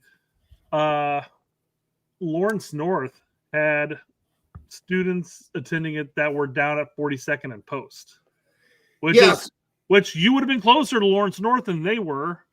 I know. So here's the crazy thing. They split the Post in half. Half the kids went to Lawrence Central. The other half went to Lawrence North. Why they did that, I don't know. I think that's splitting up a very specific demographic of finances, basically, is what they did. Could be. It seemed like all the officers. Stupid otherwise. All the officers' kids went to Lawrence Central. Let's just put it that way. Yeah. And then all the sergeants' kids went to Lawrence North. I don't make sense of that. But anyhow, have no idea. Well, we talked about it earlier on Friday, noon Eastern, 9:00 Pacific time. Mm-hmm. The World Cup draw is going to occur. Yes. So, when to pull this up and take a look at this real quick. Big things to talk about here. Oh God, yeah. They mentioned Spain and Argentina won't, regardless of how it falls, Spain and Argentina won't see each other until the semifinals if they were to make the semifinals. Same thing with France and England. And then they'll only see each other in the finals in the end. I'm not a fan of that. So it's like, they want to make sure that's somewhat seeded to an extent. Kind of NCAA. If you're Spain and you finish second in your group, you end up where you should end up. Fuck that. I'm sick of that. Don't like it. No, I don't either. It should just run its course. And if Spain and Argentina, France and England are good enough, imagine they may face each other in the quarters or the round of 16 or whatever. But if they're good enough, they should get to that point moving forward. Yeah, there shouldn't be, you just got out of your group stage, so now you're automatically going to be seated on opposite bullshit. You should fall where you fall. Like I said, fit first in your group, you shouldn't be placed in opposite pathways. Like March Madness. The one seeds won't see each other until the semis. Yeah, but it starts all the way from the beginning, right? Sure. So they work. It's a different format. I agree with you on that. Yes, so it's not the same. But this is, as Colin says, this is rigged. Uh-huh. I don't like this at all. I don't like it. I also like the, oh, wow, look at that game in the round of 16. Or, oh, wow, look at that game in the round of 32 now, right? Yeah. Yeah, I didn't expect to see that. Trying to avoid those easy path knockout stages where you beat one team and all of a sudden it's like an easier path than, say, another group has or whatever. Well, this is... But again, that all depends on how it falls. This is going to make it harder for a Morocco to happen again. It really is. So you look at how Morocco got there through the seeding system. Because of how they ended up, it made their path not easier because it wasn't easy, but it made it possible. But this just makes sure that the big boys don't run into each other until the very, very, very end, which I think is shit. I think it's shit, and I don't like it. Anyhow, Jeff Carlisle likes it. Well, I don't like it, Jeff Carlisle. I think this is garbage. You're already seeded. Win your group, and then that shouldn't be an issue. Win your group. Okay? Yeah, I guess Morocco did have to beat Spain and then Portugal to get to the semis. Well, neither of those are the teams they used to be. Well, Spain, but Portugal certainly not. Still. All right. And Brazil had to beat South Korea and Croatia. Well, they lost to Croatia in the end. Yeah. Well, this is going to... Argentina, Netherlands. Yeah, that was I don't know. It basically does indicate that there won't be... that the Cinderella stories will be lessened because you're most likely to have to face a quote-unquote one seed regardless. And here's the thing. One thing everybody mostly can agree on is we like the funky stuff. When funky things happen because you finished second in your group and now you got to play a harder team than you thought you were going to have to play, well, that's great. I know what they're trying to get rid of here is, let's not finish first in our group because we don't want to play the other team who, like, if we finish first, they finish second, we're going to end up having to play them. So let's avoid that. So they're trying to get rid of that happening in the group stages. I understand that, but come on. That doesn't really happen that much anymore. It's so rare. There's no need to protect these teams this much. There's just no way and no reason to do it. Let fate fall where it may based on group stage results. I like funky. Keep funk in this. The only alternative to that would be to say have a March Madness bracket for the knockout stage where anybody, the top two teams qualify to the knockout stage, and then they're seeded by FIFA rankings, and then they're organized that way. Yeah, but I wouldn't like that either. I like things the way they are. Let's stop messing things up, guys. David says, no, Derek, they're trying to get the best teams in the semis. I think that's decided by group stage results and what you do there.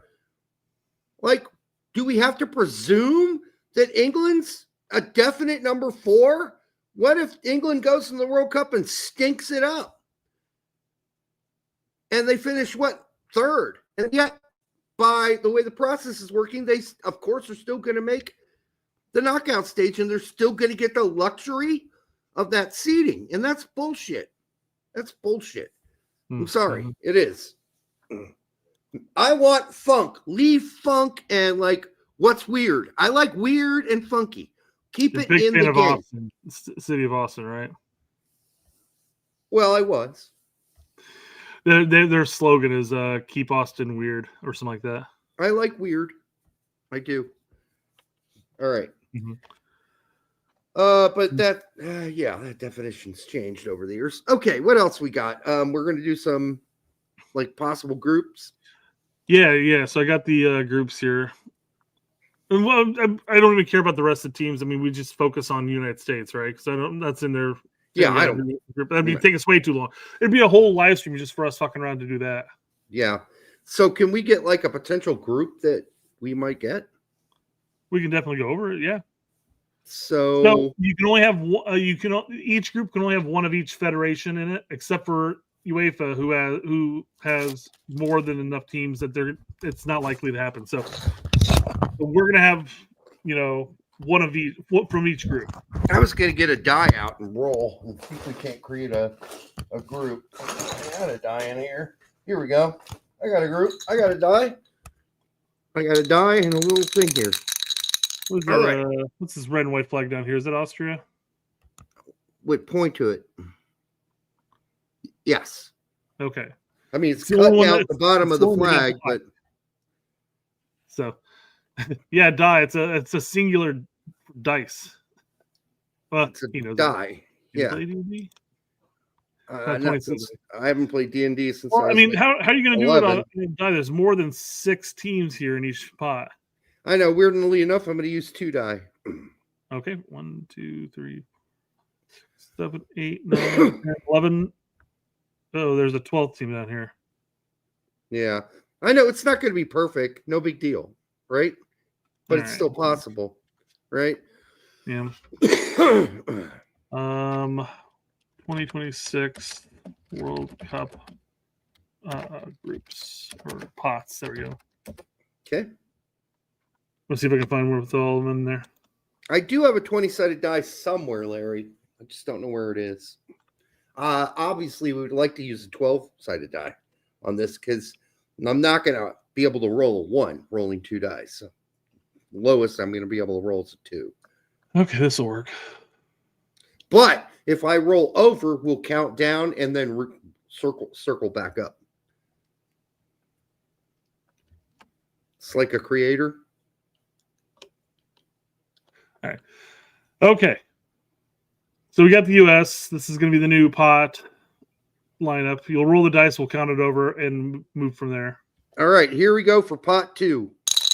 I rolled a 5. So the 5th team in pot 2 is 1, 2, 3, 4, 5. Swiss. Okay, no more UEFA for us. Yeah, pot 3 without UEFA. I rolled a 7. 1, 2, 3, 4, 5, 6, 7. Tunisia. All right, pot 4. Finally, no more African teams. 6. Nope. 1, 2, 3, 4, 5, 6. 5. New Zealand. New Zealand. That worked out perfect, right? This is really good. I hope we get this group. This would be great. I think we would definitely do I can't believe we didn't have to re-roll at all. That was perfect. I know. All right. So USA, Swiss, Tunisia, and then New Zealand. Oh, we're taking that group. We got the group, guys. That's our group, guys. We're calling it. Yep, we're taking that group. Oh man, I can't. That was the shortest topic we had right there because I figured we have to re-roll things. Talk. Oh, that's this and that. Yeah. Now, not that Switzerland won't give us problems because they gave us problems before, right? Oh, sure. But I think that was against a crappier, not so together team. I think where we are now is much better. I think Tunisia are a good team too, so that'll be difficult. I mean, New Zealand's not going to roll over, but the point being, guys, is that there could be significantly harder groups than what they're controlling. Sure. So us going like, oh, we'll take it. Not as saying like, oh, we're going to steal this group. We're just saying, of all the groups randomly pulled, this wasn't that bad. No, it was not bad at all. Because it could have been worse, way worse. You could pull, for instance,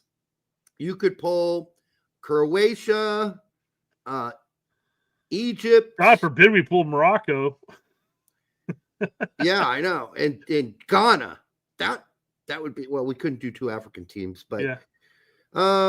Whoever we get in group 4, that's not been fully decided yet. Be like Morocco, Norway.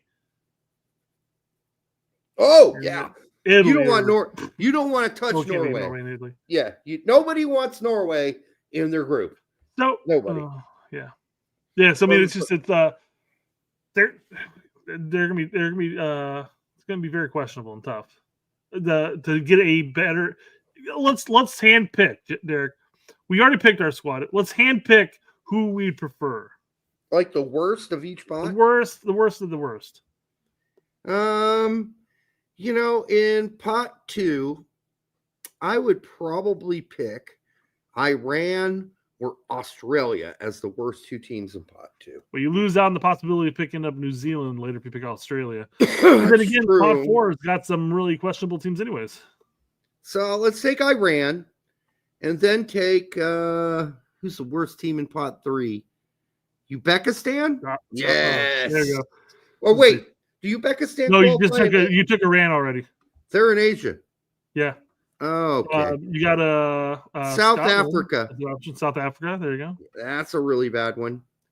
And then New Zealand. Oh yeah, that would be great. That would be the optimum worst, like other teams we could get from all the pots. Oh, that's a great point. Australia is not Oceania. They're Asia. That's right. So we could pick Australia, New Zealand, and South Africa. Absolutely, you could. That'd be a great group. I'd take that. If we can get that weak ass group, it would be the weakest ass group we could pick. So somebody said Curacao. Maybe. Is Curacao worse than New Zealand? Maybe they are, but they've got a lot of Dutch players. And yeah, no, that's the thing. When we're talking about the we don't go with Haiti for that example.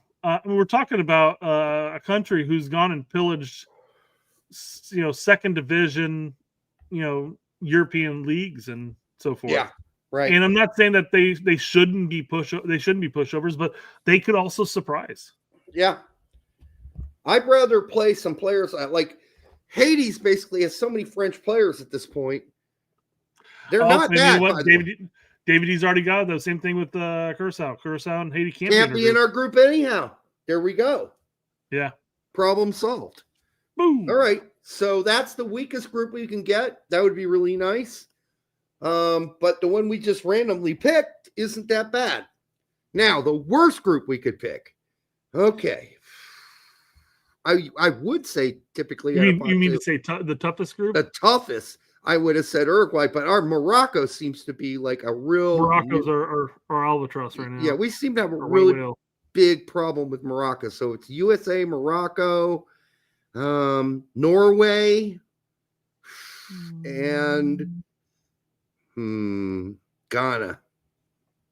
Can we do that? Nope, Morocco, Ghana. No. Yeah, we already did Morocco. So let's say we Italy. We have Norway though. We can't have any of the European playoffs in there too, because that would be the tough. True. That'd be the tough ones to get. Because I mean that'd be the tough thing. You get somebody like like Morocco, maybe Algeria. Can't get Italy anymore, I guess, because won't they fall in pot 4? If we can't have Morocco and Algeria. I didn't say Algeria. No, I'm running through teams we could where we can still have a European team in the 4th pot. Well, I'm saying right now we got USA, Morocco, Norway. Well, and that's what I'm saying. If we take away Norway, I'm trying to work it in there where it's still an incredibly tough group. Like I said, you could do a Morocco or a Japan in the first pot 2. I think Morocco. I fear them way worse than Japan. Given our history of losses to Morocco. So yeah, Morocco. And nobody wants Norway in the group. Absolutely zero. Nobody. That's why I picked them. Yeah. Right. Yeah. No, I'm looking at that. That just makes pot 4 questionable. Then. Well, okay, can still be a group of death if the first 2 teams you pick in it are like rock solid, like Morocco and Norway, right? That's 3 really good teams in that group. And so I don't care who you pick out of the last one, right? I know I didn't even think about this either, though. There will be multiple groups that have 2 UEFA. So it could be Italy. Yeah. Oh, that would be horrible. Yep. Just Norway. Thanks for the reminder. I even talked about it when we were building this up too. I remember talking about that. But yeah. Morocco, Norway, Italy, USA. Oh, that would suck. Oh, God, that would be rough. Rough going. It's not as bad as Portugal, Germany, USA, Ghana, right? That's the group of death too. But being that there are more teams, there are worse teams in here that probably shouldn't be here at all. So I guess take that. Let's see here. Let's see there. There's Italy versus Northern Ireland, Wales versus Bosnia. The winner versus the winner, obviously.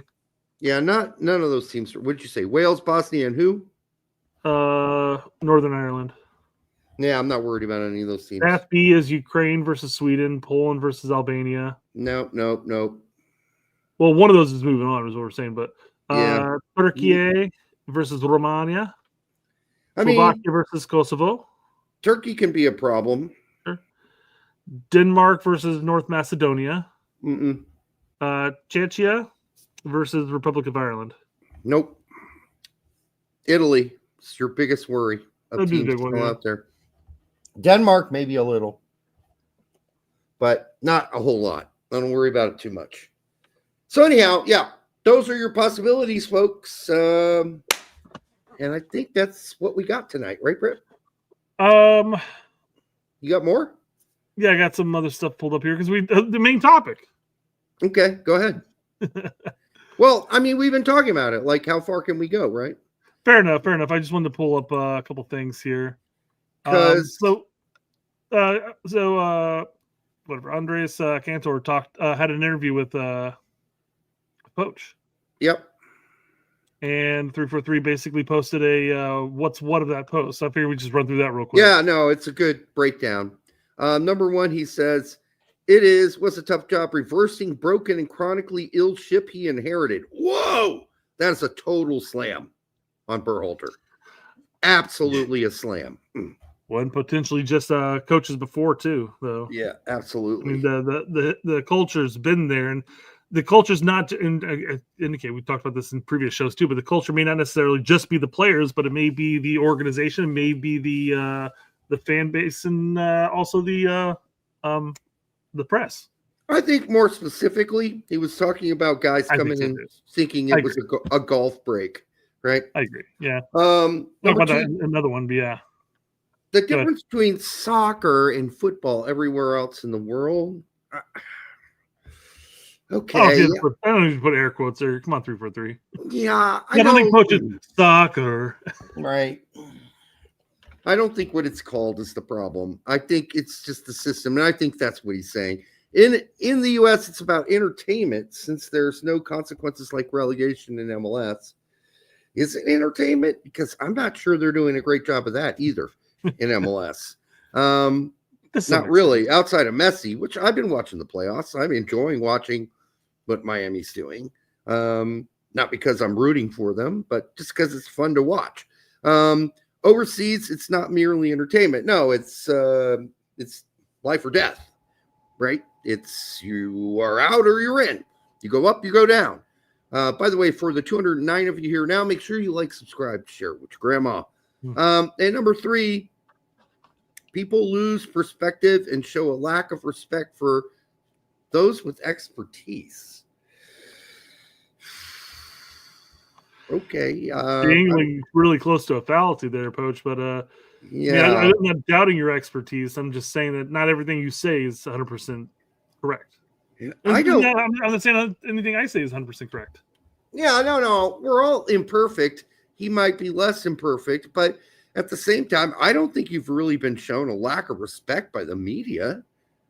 I think their questions have been fairly reasonable. Media's coming in saying, "Hey, where are these regulars coming in at? They're going to come in next window. The regulars. Who's going to get shit canned?"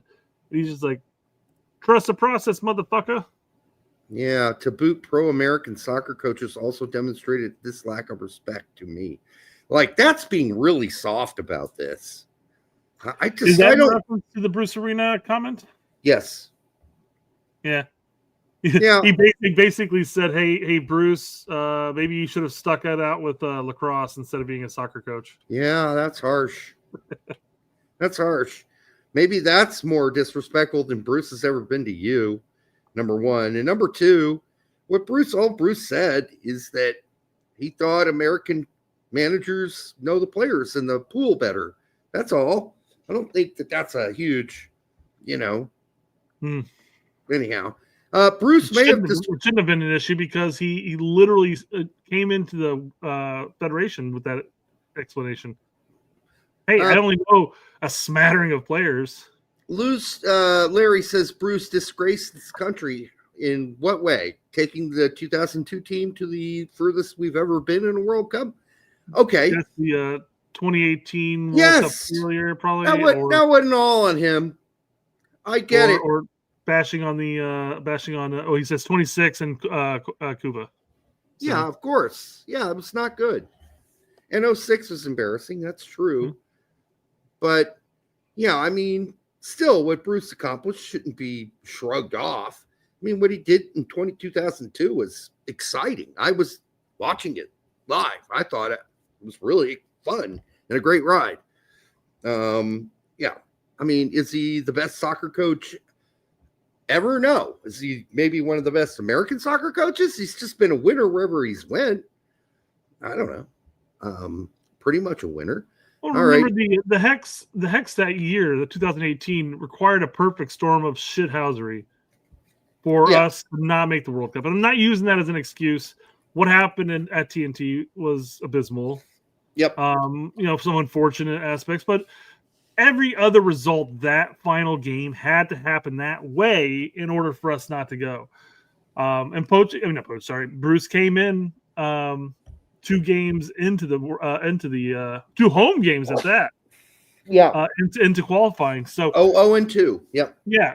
At home. There's a home games usually against Mexico and Costa Rica, I understand. But you'd at least come out of that hoping that you could possibly get 3 or 4 points. Yeah.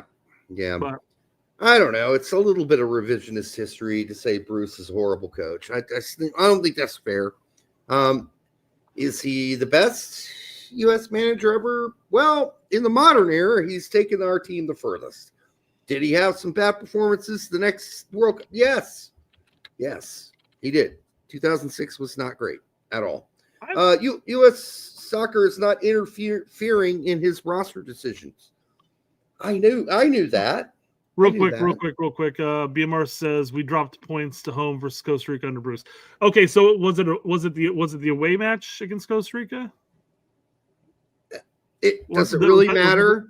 Well, to that point though, Klinsmann losing at Costa Rica wouldn't be seen as a negative per se, but obviously going 2 games in, no points, hurts. Listen, it wasn't good. We dug ourselves out of the hole. We should have qualified. Period. Yeah. There's no doubt. I'm not going to argue that we shouldn't have. We should have.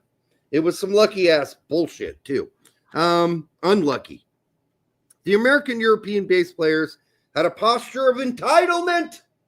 We already knew he felt this way. We already knew that. And we're treating call-ups as unimportant. One main reason is, this is back to the culture thing, unlike the earlier generations, they don't need the U.S. men's national team platform to get to Europe and, crazily, believe their spot on the World Cup was already secure. Nowhere else in the world is that entitlement. I don't know about that. I've never heard of even Messi, Maradona, Wynalda saying a year before the World Cup, nah, I'm going to rest. Ooh, okay. So that I'm fresh for the World Cup next year. That's a Pulisic jab. Mm-hmm. Even the media fans were justifying that rationale, that culture. I don't know how many were. So.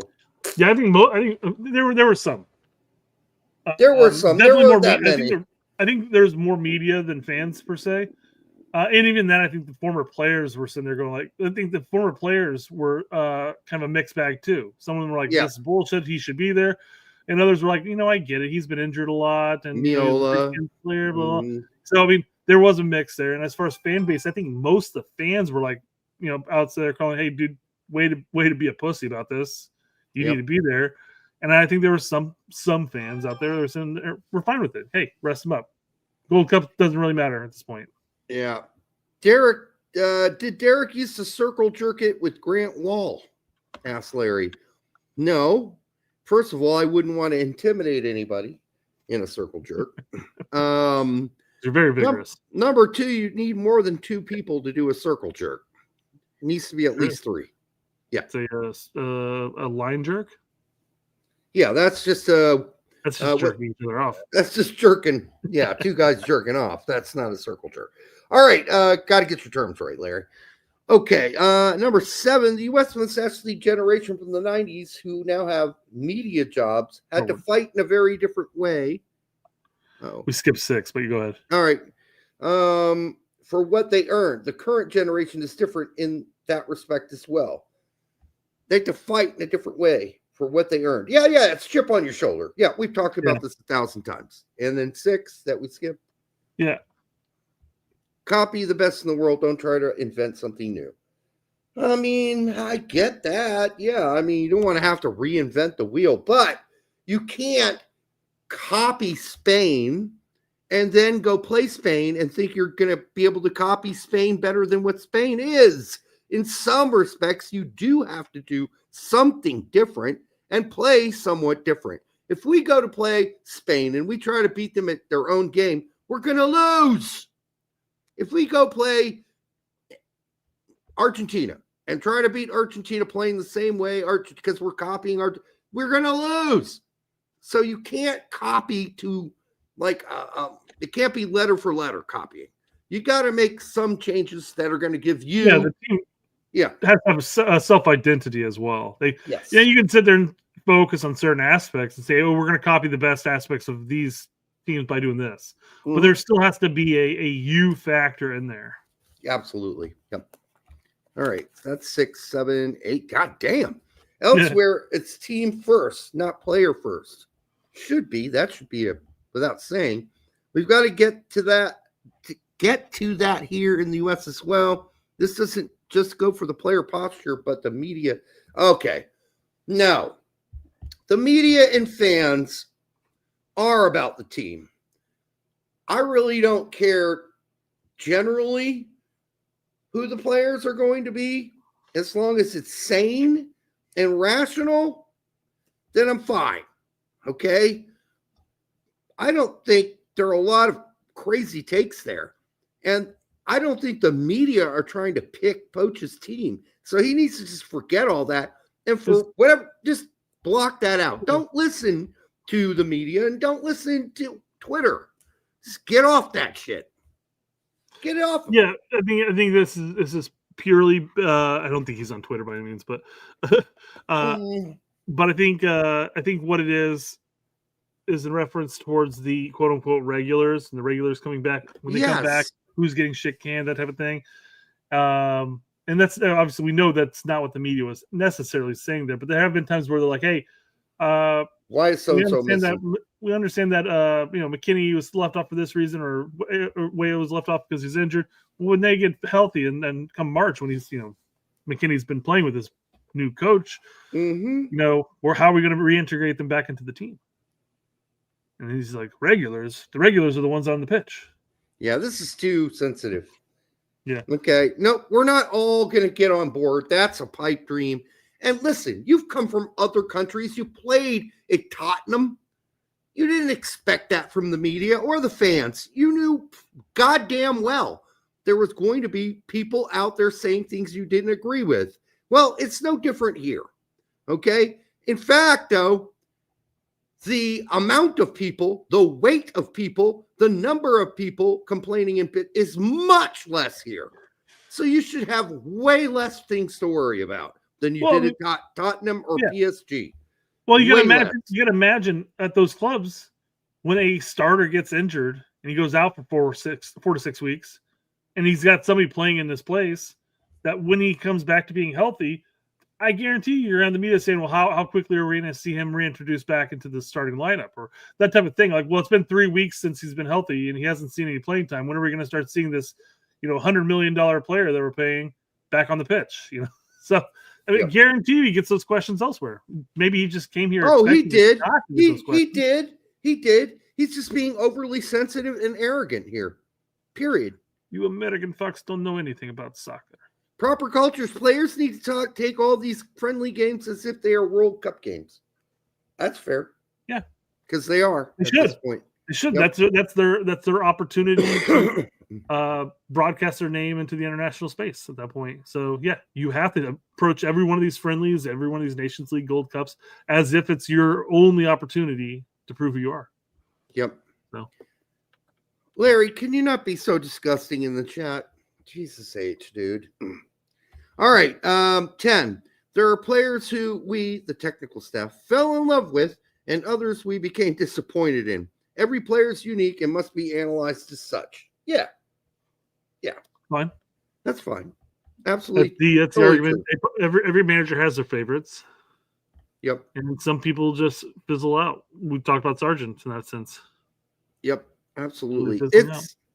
It's silly to work for legacy with the exception of being remembered as a good person and a good professional. Yeah, I don't think that's ever a good thing to think of to do. That was a big Berhalter problem. Yeah. We're going to change the way the rest of the world views American soccer. That's stupid. That was always dumb. That's a stupid thing. You do it for yourself, not for how other people think of you. You be you, and it'll fix itself along the way. You don't need to prove it to anybody else, and you don't need to build that legacy. Like our team was the team that finally put it over the edge. The rest of the world now is convinced that America's a great soccer nation. Fuck that. Fuck them. Who cares? Just do the best you can do. All right. So last one is number 12, and that's the goal is to win the World Cup. If one doesn't think that way, what's the point? I mean, he's been pretty consistent with that talking point. He had an interview with Men in Blazers where he said the exact same thing. He's like, "What's the point?" Well, the goal is to go out and win it. But I don't know how this good. Well, then he went on the Spanish show and was like, "Well, what do you expect? I can't score the goals. Yeah, I'm not out there on the pitch." So he's not been consistent with this. Well, message. This goes. We didn't play the Hercules Gomez video. But he talks about, he's like, hey, with Poch, there's Spanish Poch and there's English speaking Poch. He's fluent in both. It's not a problem talking. But when he speaks in Spanish, it's a sound bite. He speaks in sound bites. He's much more blunt. He says things direct and to the point. Whereas he speaks in English, he speaks very PC. So he's like, hey, I can't. How are we going to do in the World Cup? Well, I can't score the goals. I can't defend. I can't, stop it and goal. Blah, blah. But then when he's talking in, Men in Blazers or other English-speaking outlets, it's always, the goal is clearly to win the World Cup. Yeah, I think that the goal is to win the World Cup. I think that's a fair goal to shoot for. Might as well. Well, have dreams and aspirations. I mean, expectations should be different, but your goal should be to win it. Yeah, because why else take the pitch if your overall goal is not to win the World Cup? It would be a magical fairyland story if we won, but it's not impossible. Weird shit has happened in sports, people. Greece has won the European Championships. If that's possible, why not us? Right? Weird. Yeah. Now, it's not kind of weird shit. It's not happening at a World Cup. Okay. Not that weird, but why not? Why not just go in there and go there to win? I think that that's the right attitude to have. And the way we've been playing lately, why not? Why not?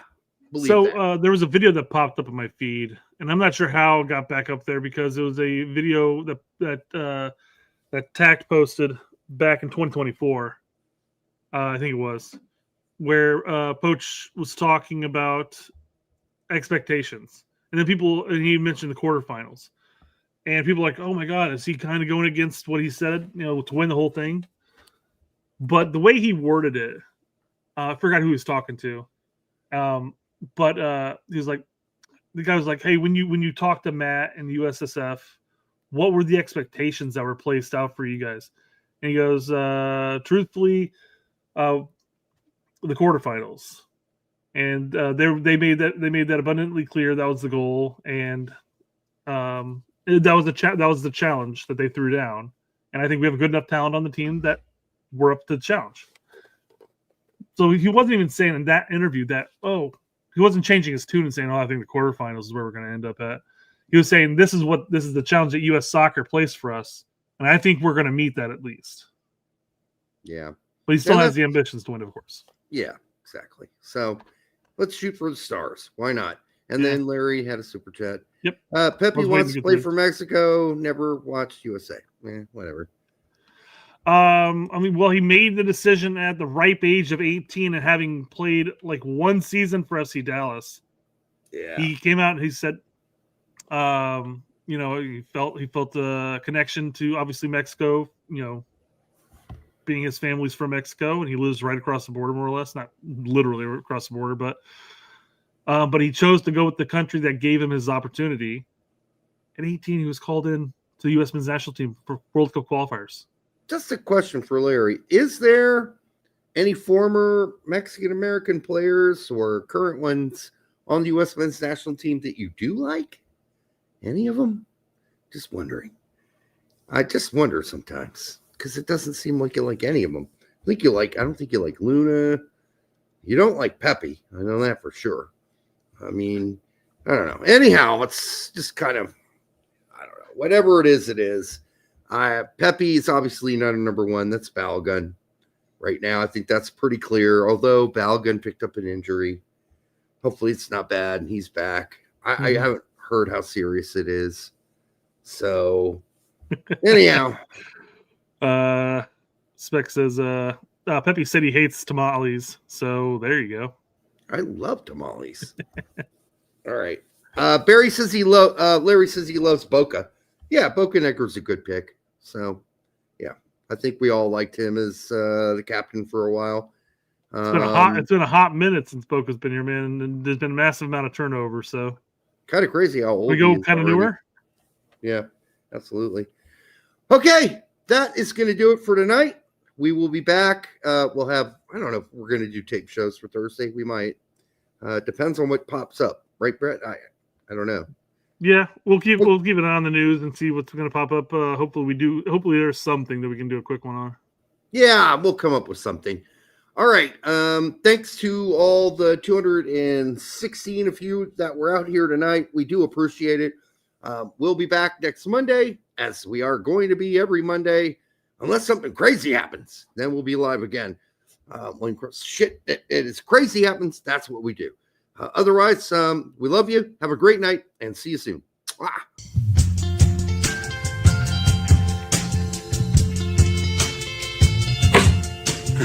That hurt. Blowjobs are a no for me. It is a skill. It is a practice skill. It is a necessary skill. The secret to a great blowjob is saliva, saliva, saliva. It's important for us to learn from this because I think we lose because we beat ourselves. You need to swallow it too. I don't understand the problem here. The people don't understand esophagus is the main player of the game. Try to stay away from it as much as I can. You can start by licking the tip. I didn't understand it, but Patrick Agyemang to Bambi or a newborn giraffe or what.